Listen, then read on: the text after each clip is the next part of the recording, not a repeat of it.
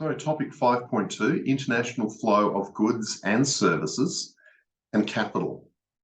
You know what goods and services are, but with capital, I'm talking about foreign investment flows. So money moving from one country into financial or asset markets of another country. So that's what capital investment means. Generally, sort of financial flows moving from one country into an asset market of another country. That's what this topic is all about, topic 5. So if we think about the range of ways that two countries can interact, there's numerous ways. So we can think about political interactions between countries. Very often there might be defense agreements between countries. There might be immigration flows from one country to another, emigration flows, people moving between countries.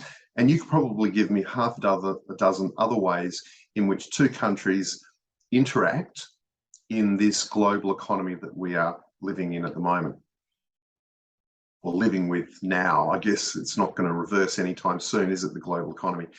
But in this topic, we're talking about a subset of the many ways that two countries can interact with each other. And we're focusing on trade in goods and services, and we're focusing on foreign investment, that is buying and selling, primarily stocks, bonds, but also real estate, buying those sorts of assets, and the ownership of those assets kind of moving between countries. So goods and services and foreign investment is or trade in goods and services and foreign investment is what this topic is all about.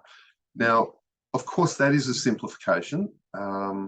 It does ignore a lot of other types of international transactions if we just look at trade and foreign investment. So what I've got here is a more complete list, but certainly trade in goods and services and foreign investment are the two main ways countries interact in an economic sense. Okay, so let's look at other sorts of transactions or economic transactions. This is a more complete list. So first of all, two countries can interact in an economic sense if they trade with each other in terms of goods and services, number one. Number two, there can be income payments. Now, I'm not talking about income payments in terms of payments for services. So you may provide a service to a Japanese company and get paid for that, and you may consider that as income, but we're using, and certainly the economics profession uses income payments in a different sense in the context of international macroeconomics. So what I mean by income payments here is dividend payments and interest payments paid to foreigners or received from foreigners. So for example, if a Japanese company buys shares in BHP and BHP pay a dividend, then that will be a dividend payment going from BHP in Australia to the Japanese company. So that is an income payment, a dividend income payment. An interest payment, you may purchase a foreign bond, a bond issued by the United States government. And when you receive coupon payments, that money will flow from the US Treasury into your bank account, and that will be then an interest or a coupon payment to you. So we've got money flowing between countries because of goods and services trade, and we've also got money flowing between countries because of dividend and interest payments. I should mention right now that we are interested in this course in trade in goods and services between countries and foreign investment and a lot of other sorts of transactions that I'm sort of going through here. Goods and services trade and foreign investment flows being the largest. However, what we're interested in this topic is in economic interactions between Australia and the rest of the world.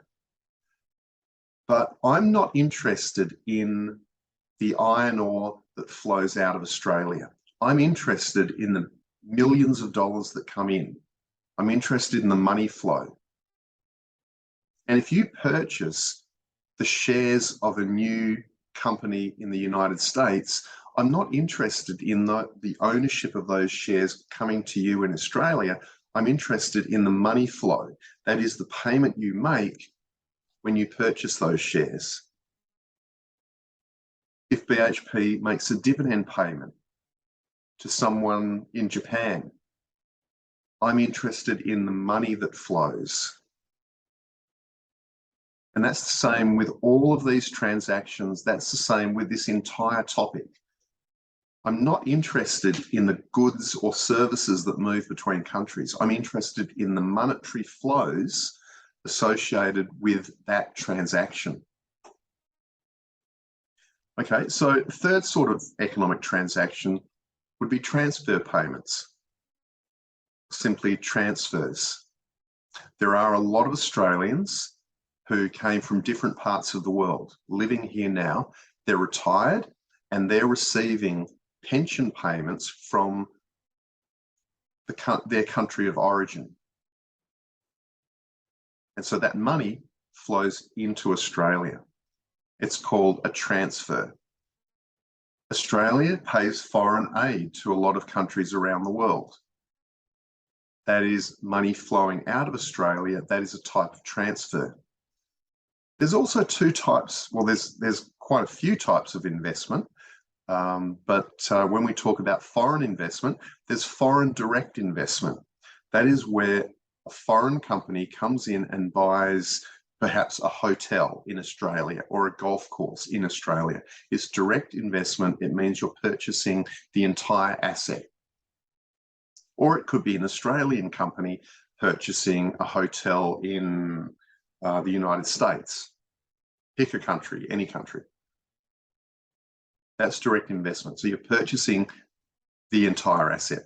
With portfolio investment, that's the purchase of primarily shares. We can classify stocks and bonds into portfolio investment. Okay, so portfolio investments typically stocks, shares, but we can sort of talk about bonds as well. So once again, I'm not interested in the share ownership. If you purchase shares in an American company, I'm not concerned about you now owning those shares. Yes, that's good for you and it has all sorts of implications, but I'm interested in the money flowing from your bank account to the bank account of the American company you purchased the shares from. I'm interested in the money flows. I can't emphasize that enough. Okay, and then foreign reserves, that is when the Central Bank of Australia, the Reserve Bank of Australia, purchases a foreign asset. But typically, it would be purchasing foreign currencies. So the Reserve Bank might take $1 billion worth of Australian dollars and purchase $700 million worth of US dollars. That is money flowing out of Australia to purchase a foreign asset, in this case, United States dollars. Or it could be the Reserve Bank taking $1 billion Australian and purchasing an equivalent amount of US bonds in US dollars. And the Reserve Bank would then hold those official reserves on their balance sheet as an asset. They're called official reserves. Okay, so we've got a lot of different sorts of transactions.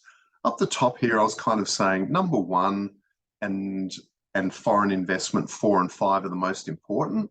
But just keep in mind that 2, 3, and 6 also exist as well as typical ways that countries interact with each other in a macroeconomic sense, in an economic sense. And finally, you have to keep in mind, right throughout this topic, I and you are not interested in the transactions themselves. We're more interested in the monetary flows that underlie those transactions. Okay, so when I talk about purchasing a bond, I'm talking about the payment of that bond. When I'm talking about traded goods and services, I'm talking about the payment, or I'm most interested in the payment for those goods and services between countries. That'll become clearer as we move through this topic. But through this topic, just think to yourself, money flows, money flows, money flows. That's what I'm interested in. The underlying money moving in and out of Australia that finance or facilitate these economic transactions. Okay, so what we're going to do in the next two slides of this topic is look at the flow of goods and services. So the international flow of goods and services there. And then in the following video, we're going to look at the flow of capital assets. So that's the structure sort of moving forward. So let's just learn a little bit of terminology about the flow of goods and services. Now, we know what exports are. They're domestically produced goods or services sold to foreigners, and imports are foreign produced goods or services sold to Australians. That should make sense to you all.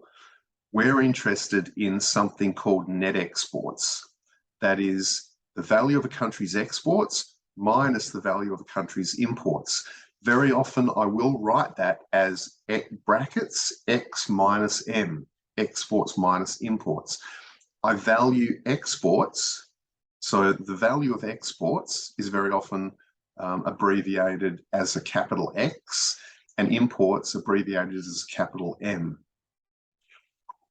When I think about exports, I'm always thinking about them measured in terms of dollars and cents, Australian dollars and cents, the same with imports.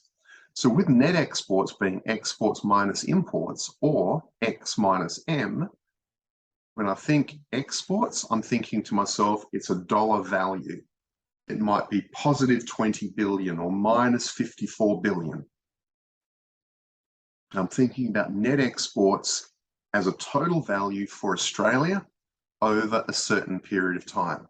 And that certain period of time is most likely to be an annual figure in this course, but it could be quarterly as well. We could consider the value of net exports in Australia on a quarterly basis, but normally we consider it on an annual basis. Now, if net exports for Australia is greater than zero, or any country is greater than zero, the country is running a trade surplus. That obviously means that exports, the value of exports in Australian dollars, is greater than the value of imports into Australia in Australian dollars, so we run a trade surplus. And a big part of this topic is finding out why a country runs a trade surplus or why it runs a trade deficit, but we'll get to that. If NX is less than zero, if NX is a negative value, the country is running a trade deficit. Okay, but once again, the question is why? The answer is more complex than you realize, and that's where we're heading. If NX is equal to zero, the country has balanced trade. Doesn't have a surplus, doesn't have a deficit. It just has a balanced trade, we call it. Okay, and then the final slide of this topic, the flow of goods and services. So we're thinking about Australia's trade in goods or services. So we're asking ourselves, well, what factors influence a country's level of exports, its imports, and therefore one minus the other, its net exports? What are the factors that influence that? Obviously, the first one will be, not obviously, but the first one is tastes of consumers for domestic and foreign goods. Okay, so in Australia, as an example, you may have a preference for a domestic good over a foreign substitute or vice versa. That's just the preference that you have. So you might have a preference for Australian-made clothing over foreign imported clothing, as an example. I'm not sure how much Australian clothing you can get these days, but it is out there somewhere, but you get the idea. Prices of goods at home and abroad. So the relative prices of traded goods.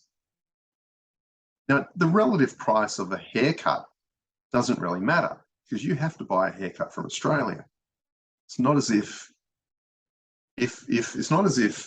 if haircuts were cheaper in London, you could fly to London, get your haircut at a lower rate and come back. Well, some of you may do that for the hell of it, but it's unlikely.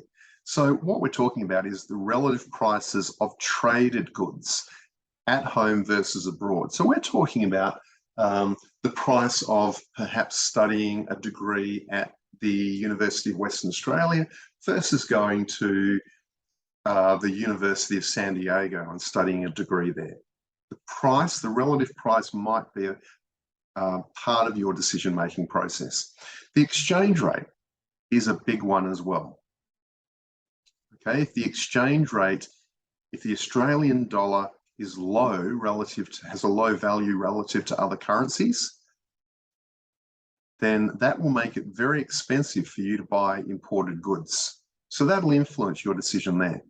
The incomes of consumers at home and abroad is also going to influence how much you import in particular, and the incomes of foreigners will influence how much they export. Sorry, how much we export to them. I'll say that again.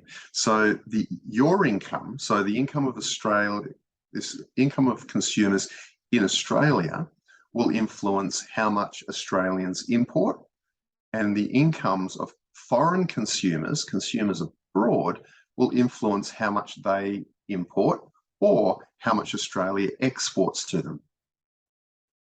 So if we get a surge in income levels in China and India, for example, we may expect more students coming from China and India into Australian universities.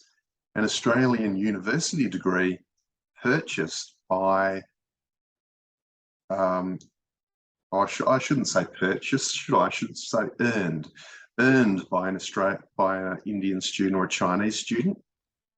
That is an exported good from Australia. So even though the foreign student from India or China, as an example, come to Australia,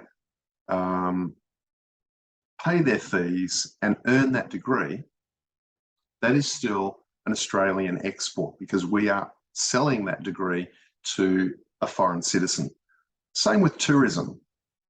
Tourists come to Australia, but it's still an export because we're selling that good to a tourist. Doesn't matter whether they consume that good, doesn't matter where they consume an export, whether it's Australia or their current country of origin, it's still an exported good. The cost of transporting goods from country to country obviously going to influence the level of imports and exports, and also government policies towards trade as well. So if the country imposes import duties like tariffs or quotas on imported goods, then that will reduce the level of imports. If a foreign country imposes tariffs on Australian exports, that will influence the amount of exports and the value of exports from Australia. Okay, so that's an introduction to the flow of goods and services. Some of the factors that influence how much Australia exports and imports and how much foreign countries import and export as well. Some terminology there, but we will be focusing on this variable net exports quite a bit throughout the rest of this topic. We'll be doing a lot of work with that value. So just keep in mind, net exports are exports minus imports. Net exports and exports and imports, those three variables are all measured in dollars and cents from Australian perspective. And so we never think about exports and imports or net exports in terms of the quantities of goods. You can't do that because goods and services that are traded have different units of measurement in terms of the quantities of those exports. So you can't possibly add Australian university degrees that are earned by foreign students, and you can't possibly combine that with iron ore exports or natural gas exports. in terms of the volume of those exports. So that's why we have to always measure these imports and exports in terms of dollars and cents so that we can aggregate them. And we use the dollars and cents measure as a common metric across all imports and exports so that we can aggregate and get a total value of exports, a total value of imports, and then we calculate net exports as a result.